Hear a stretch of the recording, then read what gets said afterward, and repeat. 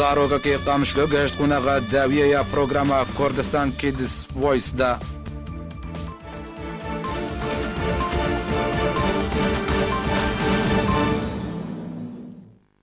دووبارە سلااو بە دەرباسبوونە 4 ساڵان سەر ڕەواندنە ئەندامی ڕێخستنە سۆزیە جوانان ئەمیر حامد ژالی استخباراتە پێدێڤە لێ دەربێسیە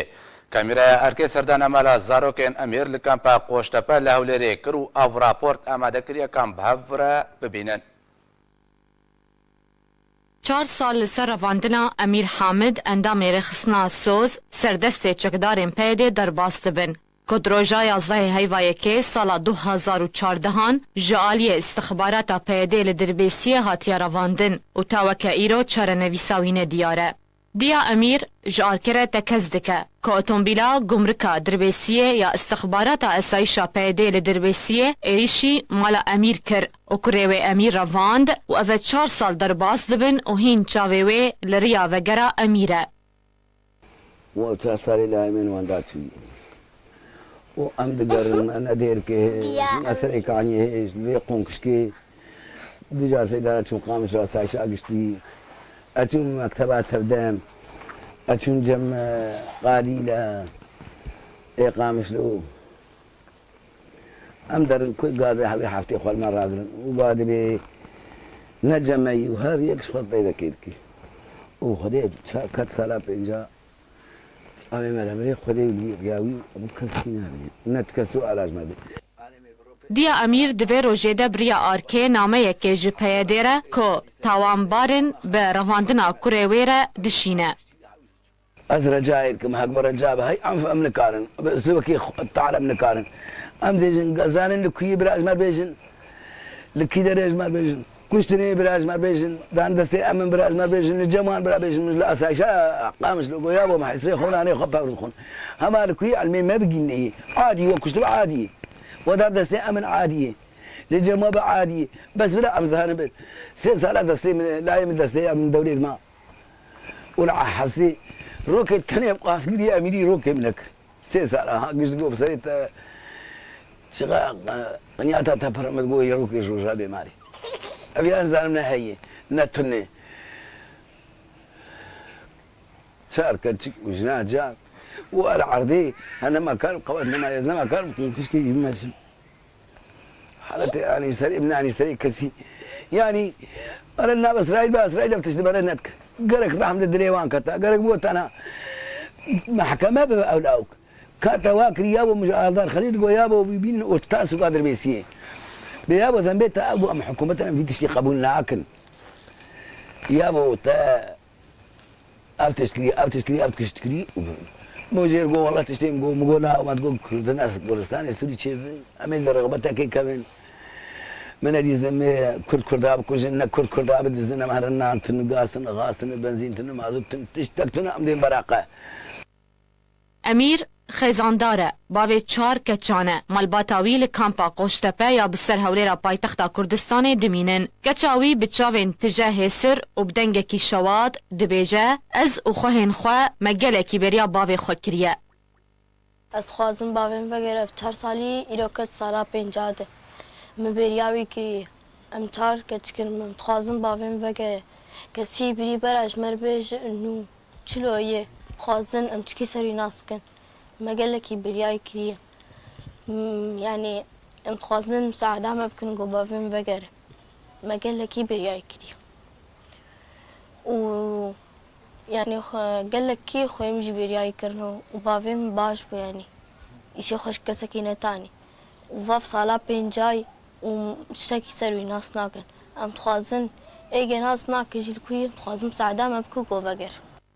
پشتی رواندنا امیر و تاوی داخیانی و هول و چالاکیان بردوام جبو سربسبرداناوی یان جی دیار کرنا چارنویساوی لهر و هر پیده رشتر دبه سرندام پیدان برواندنا امیر و هر دبیجه امیر نل جمعه. نالین حسن آرک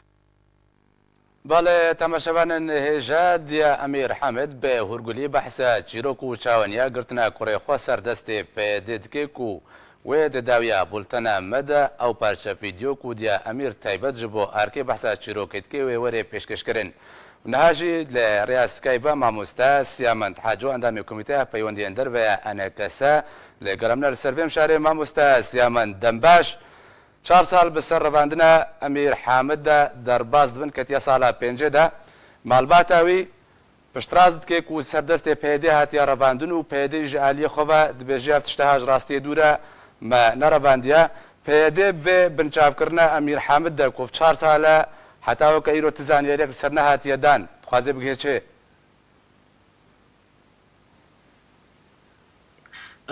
شرف باش سپاس او بخوا پیده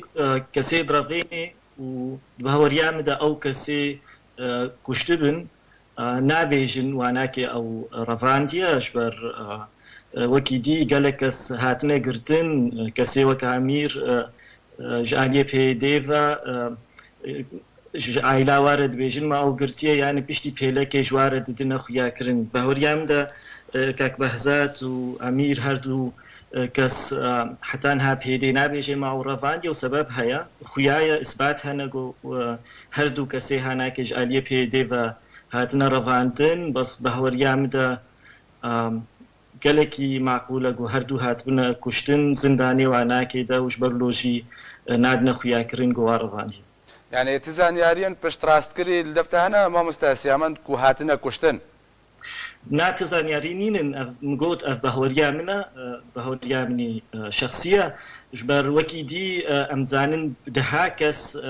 هاتنا قرتن نبدا بصداج وقتا في دي هريم خصيه بن كنترولا خدا و كيمايج اهلي وارد انا خويا كرن جموانا كينا افكسيها يعني قريبون سردانا زنداني بكن او هردو نافيم گوتن حتى ها بي دي دبيجي ام منرا فانديا ونلجمنا تفلو جو اثباتنا خلكي ديتنا تشاوا اسايش يعني كسي الي بي دي او برنا اجمالي برنا يعني اوج وكاك بحثت جدفرك نخيار فاندنا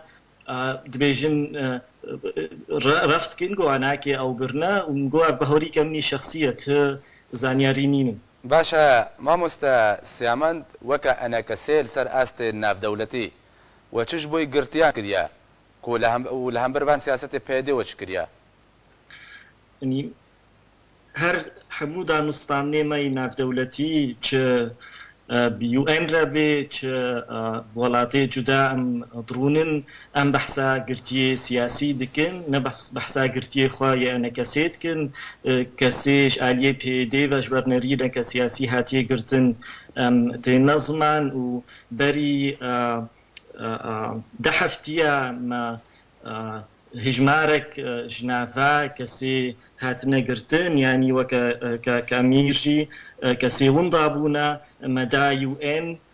ودفردس خازم سباسيا اركشي بكم او جي مرا اري كاربون فيل استهارة يا محاضر كر وما تسليم يو ان كر وكدي وكنجو حمودا مصطامني خدا برسكا اساسي قرتي سياسينا باشا برسفا يو ان او عليك و بيشكش واكل برسفا شبوب اريني بو بنريني بو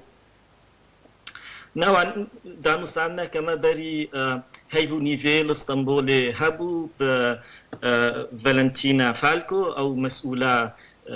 بن بكرنامة في مروفا يا سوري واندا ما سوز دا بويدا ام لستكا نافا بدني دا درابورا خوي سالا 2017 يا بيشتي هيفا كدي نشر ببي و نيفساندن افكسي هاتنا رفاندن و كفي رابورا وادا ودوفرا ريو ان هنا الواكسا ببرسن باشا جروي مرو فاي و ما مستاسيامن بتايبتي پشتي کو كسكتي بنچاپ کرنو رواندن جاليه پیده و مالباتاوي به سرپرشتيار دمينه به بنگه دمينه بنگه مسبلن جيدرك ابوريكو اليكارياوي مالتكي و اداراوي مالتكي لسراس ناف دولتي و شنج بوي مالباتي گرتيان كريا يانا ما مستاسيامن سوري نمي زيدن خوشنا نا هناك بهوريا متى تدزگه يا امناس دكن يناف دولتي نينغو اريكاري بدن و از راستيجي بيجم حتى هاد في واري هذا ما تكارنا كريا باشە گەلەک سپاس بۆ مامۆستا سیامەند حاجۆ ئەندامی کۆمیتە پەیوەندیان دەرڤە یانە کەسێک کۆدریا سکایپ لەگەڵە من بوو. ji 24 Adara sala borî ve Fuad Ibrahim endamê xwecehiya Dêrkê Encûmena Niştîmanî ya Kurd li Sûriyê ji aliyê PYD ve revandiye li gorî agahîne taybet bi erkek û rewşa Fuad ya tenduristî gelekî xirab bûye û ji bo nexweşxanê hatiye veguhastin. Dema ku çîrokên tirsînak yên îşkenceya ku di nav çardîwarên zindanan de dibin tên gotin rejimên dîktator û faşîst di bîra mirov de tên ku wêneyên ku bi dirêjahiya demê re di vê derbarê de hatin dilhejîn û xim nakin. Di jêrzemînên reşûtarî de mîna gorê mirovên bi qelafet û hêz birayên xwe di mirovatiyê de bi zincîran girê didin û bi ferman ji serkirdên xwe laşên tazî û westiyayî didin berdar û qamçiyan û ji wê yekê bihtir jî îşkenceya di binê zindanan de hunerek wê ya taybet heye ku ji aliyê mirovên nexweşên derûnî hatiye duristkirin ku karî bûn awayên cûr bi cûr ji îşkenceyê re bibînin. Ku ji bilî îhane û birçîkirin û lêdanê her wiha dalqandin û nepixandin û şewtandina endamên laş bi alavên taybet yên elektrîkê mîna kursî û her wiha xwêkirina birînan jî heye. Serbarî hin awayên dî ku ew yek li gelek zindanên navdar li ser astê cîhanê mîna Ebu Ghreib li Iraqê û Sêdnaya li Sûriyê ji aliyê rejimên Besa Şofînî li ser deşbirên siyasetên wan hatine bikar anîn ku ew yek bihtir li sergirtiyên siyasî tên encamdan ku ew yek dûre ji prensîpên mafê mirovan û hemû sînorên jiyanê derbas dike. Siyasetmedarên Kurd jî û ji ber ku Kurdistan di navçar rejîmên faşîstî de perçekiriye bi dirêjahiya xebata xwe ya ku doza mafê miletê Kurd dike raserîgirtina siyasî hatine û gelek caran ji aliyê rejîmên wan welatan di binê zindanan de hatine işkencekirin. Xebatkarên Kurd yên Rojavayê Kurdistanê bi dirêjahiya xebata xwe raserîgirtin û zindankirin û îhane û îşkenceyê ji aliyê rejîma Sûriyê hatine û şûna işkenceyê li ser laşê hin ji wan girtiyan ta roja îro weke belgeyekê diyar e. Piştî ku şoreşa azadiyê li Sûriyê dest pê kir, deriyê hin zindanan hat vekirin û nehêniya wê işkenceya ku dihat kirin eşkere bû û çîrok li dû çîrokê hatin vegêran û prosên girtinê bi berfirehiyeke mezin li seranserî Sûriyê dest pê kirin. Li Rojavayê Kurdistanê jî şoreşa manûnemanê bi germî hat li darxistin û mirovên histûxwar dîwarê tirsê herrifandin û derketin kolanan û banga azadiyê kirin lê rejîma Esed ya dîktator bi pîlaneke xerab. Karî bûn şoreşê ji kolanên Rojavayê Kurdistanê bidizin dema ku desthilata deverê radestî PYD baskê PKK li Sûriyê kirin û ew kirin destê xwe di nav milletê Kurd de li Sûriyê.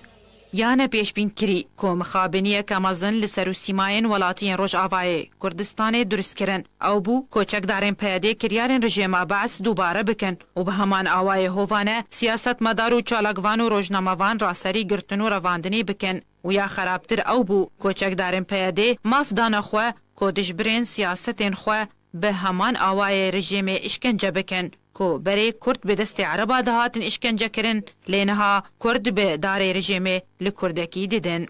Prosên kuştina hino ya ku PYD di zindanên xwe de dike nema jî millet ve têveşartin lê prosa PYD jiya rejîmê kûr û dûrtir e ku mirovên işkencekirî pêş ku jiyana xwe ji dest bidin serbest têne berdan. Mîna Salah Yunus bavê kovan ji bajarê Amûdê ku ji ber rewşa xerabiya zindanên PYD û danûstandina xerab û işkenceya derûnî û derengxistina dermankirinê raserî nexweşiya şêrpenceyê hat û piştî demeke Kurd ji serbestberdaneke merc kirî bavê kovan jiyana xwe ji dest da. Çavê min gelekî êşa, serê min gelekî êşa, dawa textor min wan kir. Tu gotem wad dan min, gotin em nevalan û ez jî li hêviya wan dimam. Her li bajarê Amûdê û piştî komkujiya ku PYD li bajarê Amûdê kir, çekdarên PYD xebatkar Mihemed Xêrê Bengo girtin û ew kurêwî raserî işkence û lêdanê kirin û li bav dan li pêş çavê kurêwî her wiha li Kurdan li pêş çavê bavê wî bi awayekî hovane ku ji bilî işkenceya laş ew işkenceyeke derûnî bû û bi kurmancî ew yek kezeb şewtandin bû. İşkenceya lêdan xeber godinê pîs her tişt me nid vala kesekî de bû me bawer nedikir bi rojekê Kurd birayê menî Kurd bi vî rengî van kiryara bikin.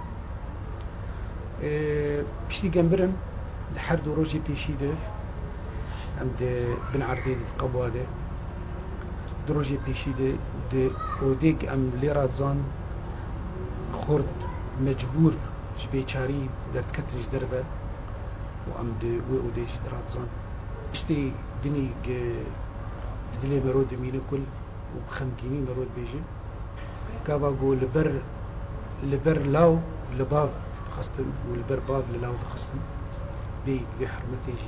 جي كاسي كان بدرج چوكرج مزن رجنا خوش به گلک روشن به وی آوایش اشکنجه ده زندان پیاده ده هنه که نهاجی خباتکار کرد فؤاد ابراهیم که یک جه اندام سربخوی ده انجمنان اجتماعی کردی لسوریه ده زندان پیاده ده یا وراسری اشکنجه که تونته وشبرویه که افا 5 جارن تیرا کرنج بونه خوشخانه وروشاویه تندرستی به یک جاری تکشویه و تاویویه که جی هیم بگونه دناف 4 دیوارن پیاده ده اشکنجه کرن. جی 24 آدارا 2017 ده دانها فؤاد ابراهیم نونر تفگرا جوانان لباجار دیرکیج آلیه پیاده هاتی رواندن و تانها بگونه کرن ده اشکنجه کرن.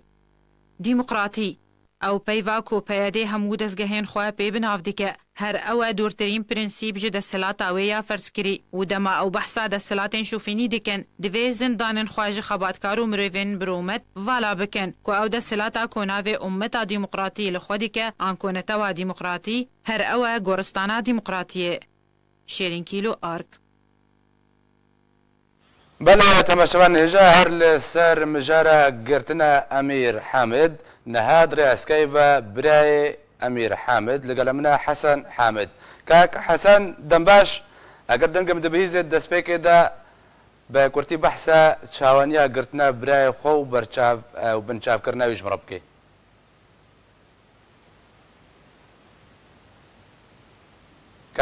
كاك حسن اگر دنگم دبهيز دسبيك دا بحثا تشاوانيا بنچاف کرنا و قرتنا برای خو بكي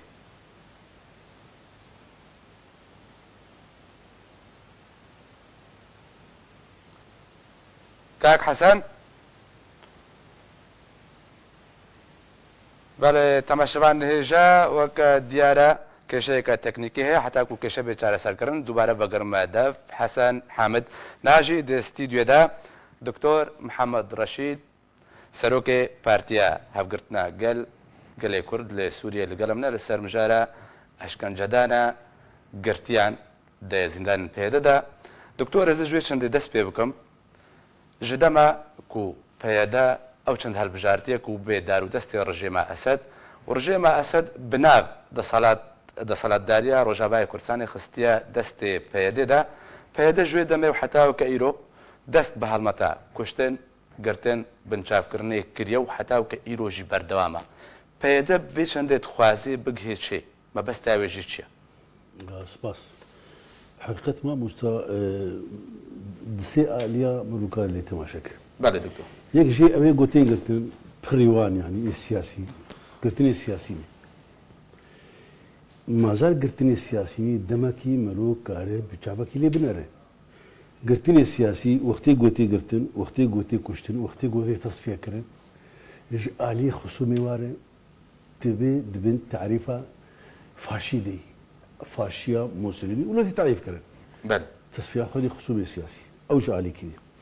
عليه المسألة قانوني يكي قوتي قرتن إذا تشتن هنا جد بفلسفة قانون بل فلسفة قانون أو بيوندية نقابة حاكم ومحكوم ده أو قوانينها شنو قانون كومك إجواء ضوابط ومعايير جبونات بيوندي قلب بخور بافري سر حردوغا التعريف هذا بسكنه يكفي مثلا فلسفة تكي توان باران دكي نا ضوابط قانوني هنا نا محاكم هنا نا أجهزة ضبط القضائي هنا نا قضاة هنا نا قاضي تحقيقي حاكم بلكي تاني هي أبا يولو نابه قانون قاعدة قانوني هي يكي زيانة كربي تشتا كربي وبيداخل يعني دواوي نايبه أكرني وبش ندويناش بوجوار أجرناها هناك جي مخفري يارجي حتى حقي مختار هي بوينا بقري وريني. بله. أفانا جماعتها هني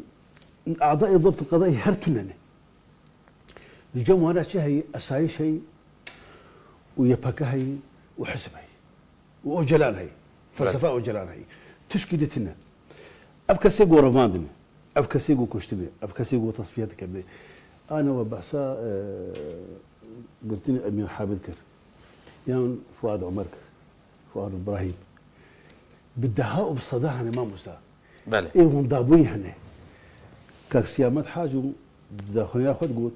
شكيد كبي يعني احتمال هي وكشتبن ونرينا وينا يعني ما زال جو يكبرني ويكي اختطاف ذكر أبغى زوري محتمل وارده شو وارده دبريده بلكي البرخدا بيكي جهر راشد دماشي أو كشتي قلتنا جدبينا كذا كتي أو كشتنا هني ومضاكرنا يعني هنجي زيان كرن هنجي تشنا فاشين بحكات يعني أفعالي هاني أو يك آدي تر دانو دا صانع وانا الرجيم السوري جي أم دزانين فايلي كردي سوري حموكا جابوا هاي يكي قوت شالك بعد دريا وانا رويد خوازن أو أنا تسليمات كل ويد شيء وات شيء شامي يك جوانا أزيبيجن دور حشد الضباط كردي سوري هبون هات حتى نصر حدود خاصن بداية شوري ده حظر وضوازة خاصن جوا ريفر خويا ريبينا كد بقريان شون ديركي وضعون أفتشوكو أو منطقة حمود مسيطرة هذه يعني تشكي لك أداء خاص من منابج بر بين صار يعني جي حفصة وقت ده حظر وضوازة حتى أنا حبوب وين منا جوان قطنا شو هاد كشتك جمالا ينابر بريد البرخدا هناكي بيحس يعني عالم دو هذا كت هذيك أو كشت الباصة نكسكي قوت بيأكيبو نشوابو نكيس كي باشا أبد من حكمه دكتور نها سوريا رجيم سدنا توني قرتي رجيم سوريا بيت عماد باركلي كتوان جنگي لسوريا أنجام ده دما كوسيفيلان تومباراند كي كوشتن ودستا سركرنو بنشاف كرنو جناب برن پیاده‌جی روجاوای کردستان کاری بیشی کوتاوان جنگی انجام دادی لهم بر کردان من مشكلة دنقبة كردان خب جنگتني رجيم هشكرا دبيجي أفانا معارض إرهابين متطرف متمرد بشكل إشكالي بس أفانا البيادة تشتكتنا بس مخالف وان السياسي دي باور بكش خدي يك بيجو هاتني قرتن بدي بروج كده كبي بيجي سروك أبو ويناكي ناقر يعني أستاذ بيجي فلسفة كي دنقبة حاكم ومحكوم دي يجي حكم دار دي وفي ملتي هذه تشكي عجيبة تشكي سيرة طبعا نا حاكمك تاني هي واخوياي قلك جيهنا يعني وقت بيجن بيهتري ده حاكمة منطقة الجزيرة دهي ولو العفرين جاي والكوباني جاي أفناج حرد هاي جي قنديل كاكي بنو حكم داري أو ذكر جواد بيجن كادرو حقيقة أبي يعني أم خنا خابينين وأم نبغى بيجن كسيان كي أم ميالي وابن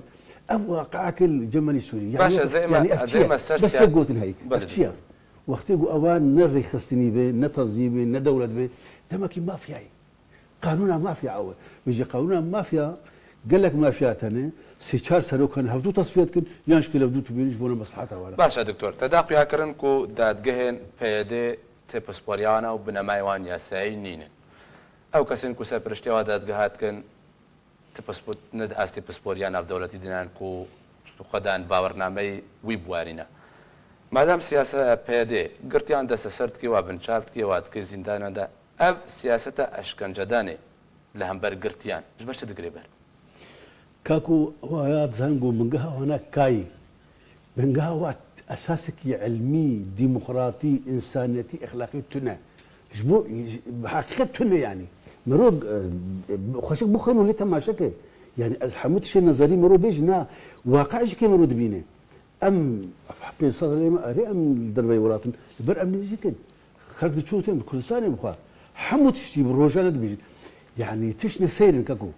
يعني تشكي واني منهجي علمي جبونا مثلا نمحاكمة نقضاتا دكا بيجي كا سرش أساسية في كسيها ربادي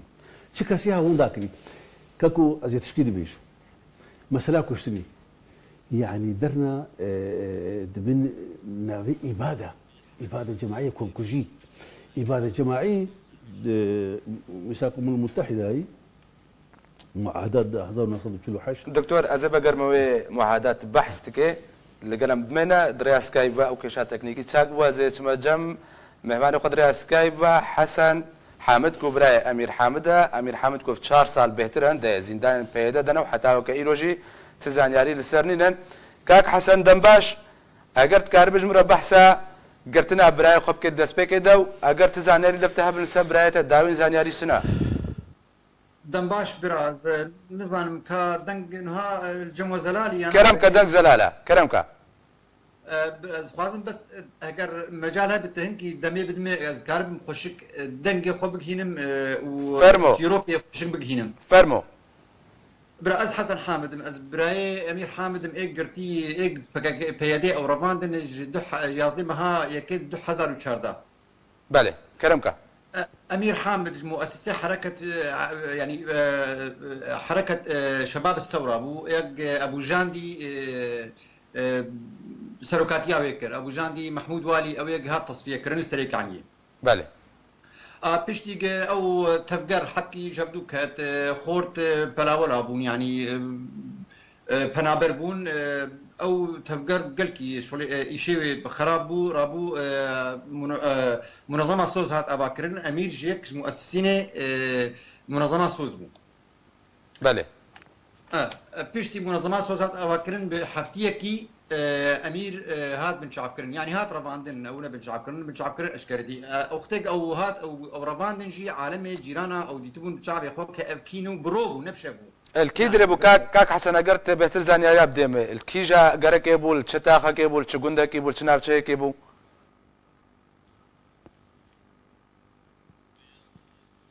كاك حسن بله كاك دكتور زي فقر ما جمتا تبحث معاهدة كنا دولتي تكر كاري بردوان بي بحثا كون كشيكر معاهدة ناب دولتي 1948 ده بينجو يكيد تطبيقات كرن كشيغو كم كجيبك شلسل اساسي مذهبي يان قومي يان ديني يان مالباتي مالباتي تنا انا اضافه بوي بدما كده بدايه الشورشي مالباتك حميل كشتي ماذا عبد الله بدرو سيكوري مناكي نسو جو نسباب بس بالجريره براي اخوه وك مساله حقيقه زي بيجي شنو اشكال درك ما بيجي مساله امير حامد براي هناك ده حضروا سياحه قلت اشتنقجا كرن يعني المهم رجال او متعاون بالشكل ده بله انا او قلت هناك كاركر خبات كر شالاكي كرن او شي قلت هذول ما خالد علي الفيدري بو سلوكي مكتبه انكسبوا بري هناك السوري قلت يعني يكبر راي تردك